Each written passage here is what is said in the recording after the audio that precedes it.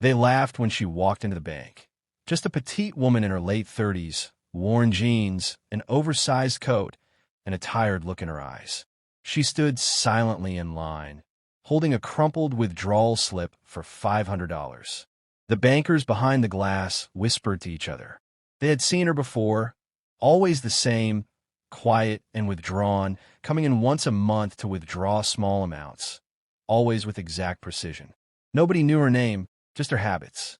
Some assumed she lived in her car. Some guessed she had mental health issues. But today was different.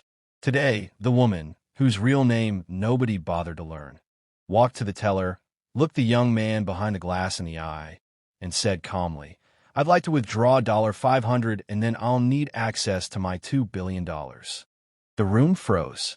Even the manager in the back leaned forward. "Excuse me," the teller asked, half laughing. $2 billion, she repeated without flinching. "It's time." The bank security guard stepped closer, sensing a disruption. The assistant manager whispered something into his mic. A few people chuckled. One even pulled out their phone, expecting a viral moment. What no one expected was what came next. The woman pulled a worn leather folder from her coat. Inside, notarized documents, a series of letters with government seals, a series of receipts, and then an aged, yellowing letter with a signature. The assistant manager, now visibly curious, walked over. "Ma'am, if you'll step into the office, please." She followed without a word. Inside the glass office, she handed over the documents. 10 minutes later, the bank manager, a man who had once denied her a basic checking account, burst into the room pale as paper. This is real," he stammered. She nodded. "Every penny. My father left it to me in a trust. It was never about the money. It was about when I was ready." His hands trembled as he read the legal confirmation. Her account had been quietly gaining interest for 31 years, ever since her father, an obscure financial genius, had invested in companies no one believed in back in the early 90s. Apple, Amazon, Tesla, Nvidia, and several unknown biotech firms. He had left specific instructions. The fortune would only be released if she asked for it, but not before she withdrew exactly $500 at least 100 times.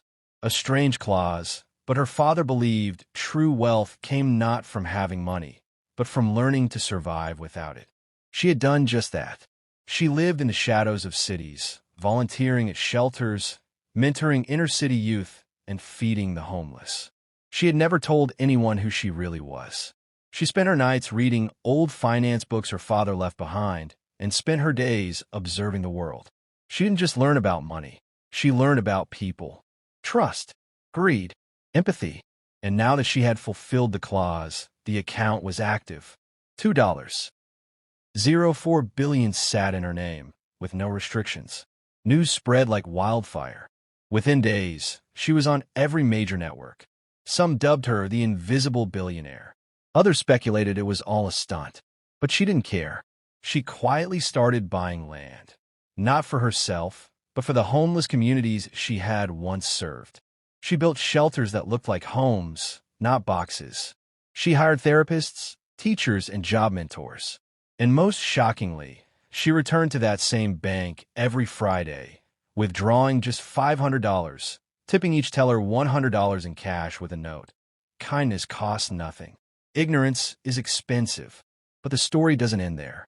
Journalists started digging into her father's history. Turns out he wasn't just a genius investor. He was once one of Wall Street's most promising minds until he vanished in 1991. He'd cashed out every investment, disappeared, and left behind a single trail, a document entitled Legacy Through Restraint. Her name was scribbled at the top. She was only 6 years old when he vanished, and her mother, who struggled with addiction, had told her he died in a car crash. The truth, he had faked his own death after discovering widespread fraud in the firm he worked for. He wanted no part in it.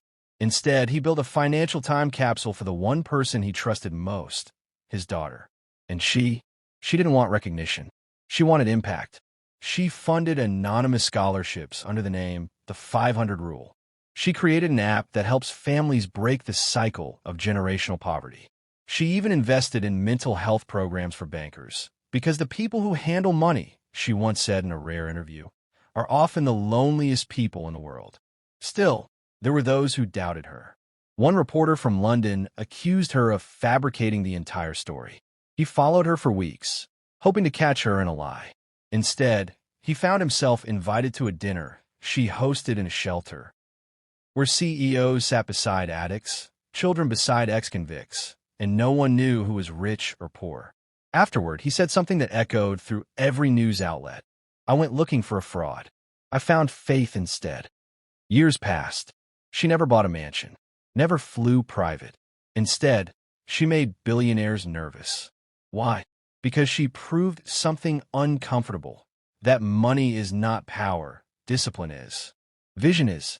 Empathy is.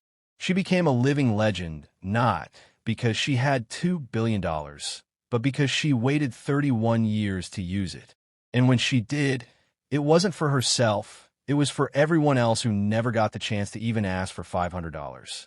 And so, the next time someone laughs at you for being small, for starting small, for withdrawing just $500, remember her. She didn't need to shout. She didn't need to flash. She waited. She learned. And when the moment came, she changed everything. If this story moved you, even just a little, consider subscribing to our channel. We share stories that inspire, stories that surprise, and stories that just might change the way you look at the world. Hit that subscribe button, turn on the notification bell, and join us for more real-life stories that prove one thing. Greatness doesn't always announce itself. It arrives quietly, and sometimes in just $500.